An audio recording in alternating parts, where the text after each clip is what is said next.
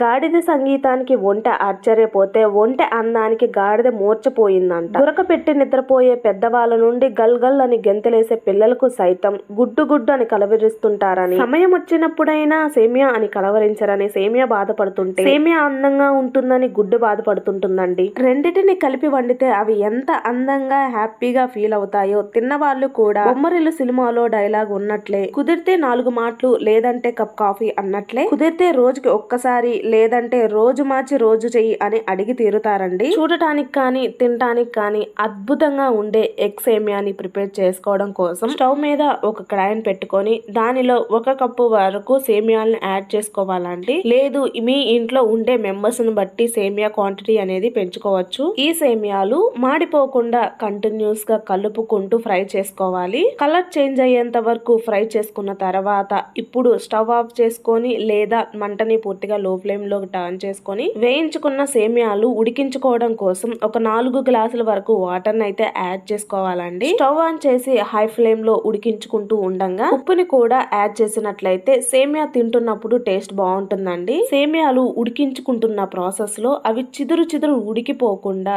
80 to 90% మాత్రమే ఉడికించుకోవాలండి. ఇలా ఉడికిన దీనిని తీసుకొని ఫిల్టర్ చేసుకోవాలి. అంటే దానిలో ఉండే వాటర్ ని ఉడికించుకున్న సేమియాని సపరేట్ చేసుకోవాలండి. వెంటనే ఉడికించుకున్న సేమియా మీద చల్ల నీళ్లతో వాష్ చేసుకున్నట్లు చేసినట్లయితే సేమియాలు పొడి పొడిలాడుతూ ఒకదానికొకటి అంటుకోకుండా ఉంటాయండి. సో దీనినైతే పక్కన పెట్టుకొని స్టవ్ మీద ఒక కడాయిని పెట్టుకొని దానిలో 2 టేబుల్ స్పూన్ వరకు ఆయిల్ ని యాడ్ చేసి ఆయిల్ హీట్ అయిన తర్వాత దానిలో బ్రేక్ చేసుకున్న ఒక 4 గుడ్ల వరకు యాడ్ చేసుకొని వెంటనే గరిటె పెట్టి కలపకుండా దానిలో చిటికెడు మిరియాల పొడిని, చిటికెడు కారం, చిటికెడు పసుపు, చిటికెడు ఉప్పుని యాడ్ చేసి మొత్తం కలిసేలా కలుపుకుంటూ మరీ సన్న ముక్కలుగా కాకుండా కొంచెం పెద్ద సైజు ముక్కలుగా ఉండేటట్లు ఈ పొరిటిని అయితే ప్రిపేర్ చేసుకోండి. ఈ ఎగ్ మిక్చర్ ని ఇలా వేయించుకున్న తర్వాత ఒక బౌల్లో తీసుకొని పక్కన పెట్టుకుందాం. ఎగ్ మిక్చర్ ని వేయించుకున్న కడాయిలోనే మరో 2 టేబుల్ స్పూన్ వరకు ఆయిల్ ని యాడ్ చేసి దానిలో సన్నగా చాప్ చేసి పెట్టుకున్న ఆనియన్స్ ని,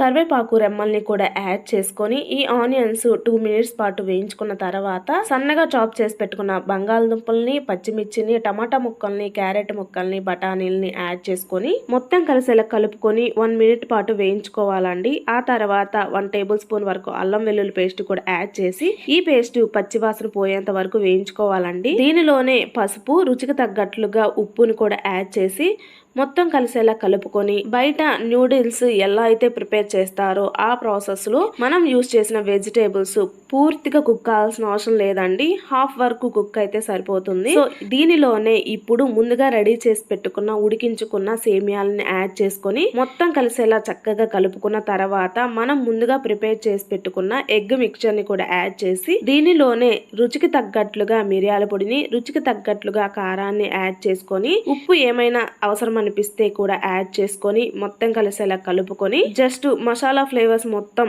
ఈ నూడిల్స్ కి పట్టే విధంగా 1 or 2 మినిట్స్ పాటు వేయించుకున్న తర్వాత చివరిలో నిమ్మరసాన్ని, ఒక గుప్పిడి కొత్తిమీరని, పచ్చి ఉల్లిపాయ ముక్కల్ని కూడా యాడ్ చేసి మొత్తం కలిసేలా కలుపుకొని ఇంకా సర్వ్ చేసుకొని తిన్నట్లయితే పిల్లల దగ్గర నుండి పెద్దవాళ్ళ వరకు చాలా బాగా ఇష్టంగా తింటారండి. ఎంతో టేస్టీగా ఉండే ఈ ఎగ్ సేమియా మీకు నచ్చిందని అనుకుంటున్నానండి. నచ్చినట్లయితే తప్పకుండా లైక్ చేసి ప్రతి ఒక్కరికి షేర్ చేసి ఇలాంటి రెసిపీస్ కోసం సబ్స్క్రైబ్ చేసుకోండి. నా నుండి మీకు ఎటువంటి రెసిపీస్ కావాలన్నా కామెంట్ చేయండి. Thanks for watching.